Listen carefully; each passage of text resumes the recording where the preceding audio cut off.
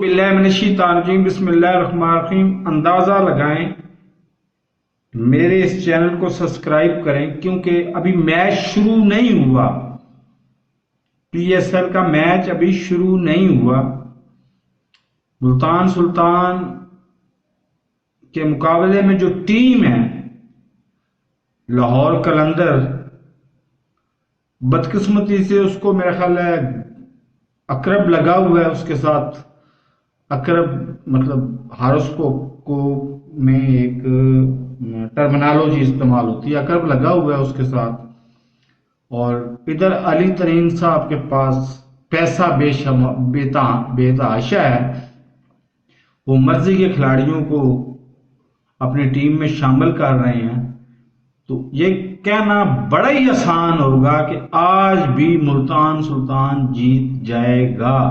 ये ज़हन में रखें, अभी मैच शुरू नहीं हुआ, अभी तो टॉस भी नहीं हुआ, लेकिन मैं पहले आपको बता रहा हूं कि आज भी मुल्तान सुल्तान जीत जाएगा।